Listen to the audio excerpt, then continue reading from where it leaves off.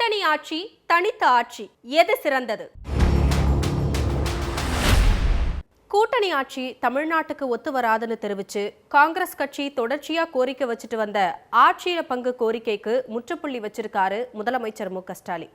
அதே நேரத்துல எடப்பாடி பழனிசாமியும் கூட்டணி ஆட்சி வேணுமா வேண்டாமான்றது திமுக காங்கிரஸ் கட்சியோட பிரச்சனை, ஆனா தமிழ்நாட்டுல அதிமுக தனி பெரும்பான்மையுடன் ஆட்சியை பிடிக்கும்னு கூட்டணி ஆட்சி பற்றிய கேள்விக்கு பதில் சொல்லியிருக்காரு. திமுக அதிமுக ரெண்டுமே கூட்டணி கட்சிகளோட ஆட்சியில பங்கு கோரிக்கையை நிராகரிச்சுட்டு வரத பார்க்க முடியுது. அதே சமயம் இதுவரை இல்லாத அளவுக்கு இந்தியாவோட பல மாநிலங்கள்ல கூட்டணி ஆட்சி நடைபெற்று வரதும் கவனம் பெறுது. கூட்டணி ஆட்சியில அதிக நன்மைகளா, தனித்த ஆட்சியே சிறந்ததான்னு பார்க்க வேண்டியது அவசியமா இருக்கு. கூட்டணி ஆட்சி கோரிக்கை, தேசிய கட்சிகளின் நோக்கம் என்ன, கூட்டணி ஆட்சி நடக்கும் மாநிலங்களின் நிலை என்ன, தனியாட்சி கூட்டணி ஆட்சி எது சிறந்தது, இதையெல்லாம் தான் ஸ்பாட்லைட்ல பார்க்க போறோம்.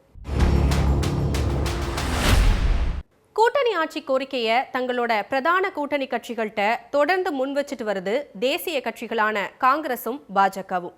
காங்கிரஸ் கட்சியோட இரண்டாம் கட்ட தலைவர்கள் சிலர் தமிழ்நாட்டில் ஆட்சியில பங்கு தரணும்னு கோரிக்கை வைக்க, அதுக்கு முதலமைச்சர் மு.க.ஸ்டாலினோ கூட்டணி ஆட்சி தமிழ்நாட்டுக்கு ஒத்து வராதுன்னு காங்கிரஸ் கட்சியோட கோரிக்கைக்கு நோ சொல்லிட்டாரு.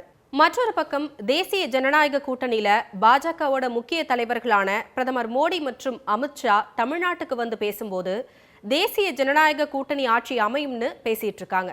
ஆனா பாஜகவோட அந்த கருத்தை எடப்பாடி பழனிசாமி தொடர்ந்து மறுத்துட்டு வராரு.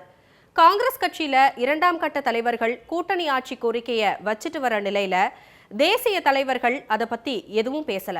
ஆனா என்டிஏ கூட்டணியில பாஜக தேசிய தலைவர்களான மோடி மற்றும் அமித்ஷா போன்றவர்கள் கூட்டணி ஆட்சியை பத்தி பேசுறாங்க. இரண்டாம் கட்ட தலைவர்கள் யாரும் கூட்டணி ஆட்சியை பத்தி பேசல. அரசியல் களத்துல புதுசா வந்திருக்கிற விஜய் தங்களோட கூட்டணிக்கு வரும் கட்சிக்கு ஆட்சி அதிகாரத்துல பங்கு தருவோம்னு வெளிப்படையா அறிவிச்சும் அது தங்களோட கொள்கைன்னும் தெரிவிச்சிருக்காரு.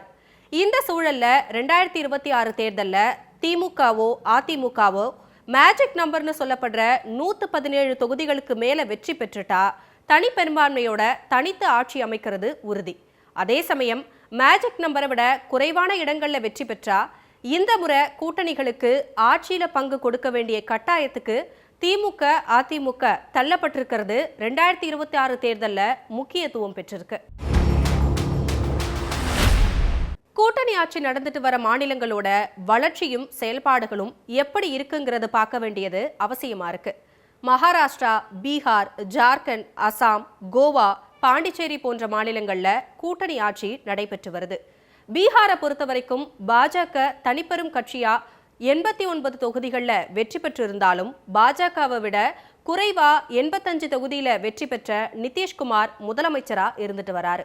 ஆனா பீகார் அமைச்சரவையில அதிகப்படியான அமைச்சர்களை பாஜக பெற்றிருக்கு.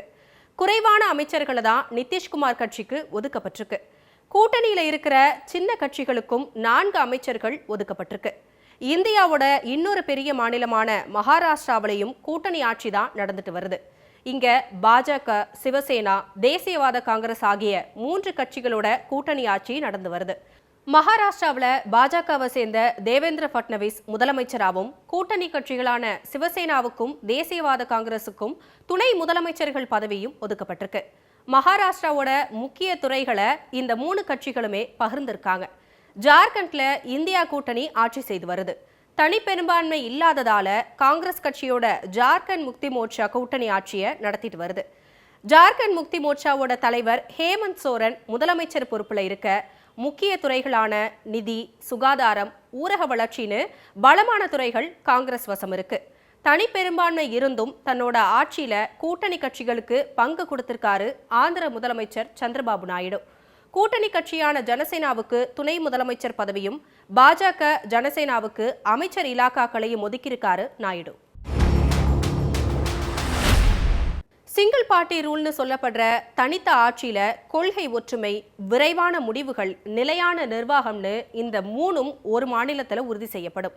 கொள்கை சார்ந்து முடிவெடுக்கிறதுல தாமதமோ கூட்டணி கட்சிகளின் நிர்பந்தமோ அந்த மாநில வளர்ச்சிக்கு முட்டுக்கட்டையா இருக்காதுங்கிறது பல மாநிலங்கள்ல நிரூபிக்கப்பட்டிருக்கு. அடுத்து கோயலேஷன் கவர்மெண்ட்னு சொல்லப்படுற கூட்டணி ஆட்சி முறையில பன்முகத்தன்மை, பரவலாக்கப்பட்ட மக்கள் பிரதிநிதித்துவம் உறுதி செய்யப்படும்ங்கிறத பார்க்க வேண்டியிருக்கு.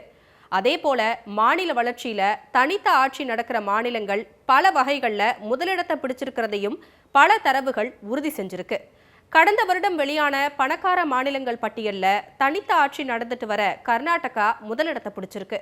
2024-25 ஆண்டுல இந்த மாநிலத்துல ஒரு தனி நபரோட சராசரி ஆண்டு வருமானம் 2,04,600 ரூபாயா இருந்திருக்கு.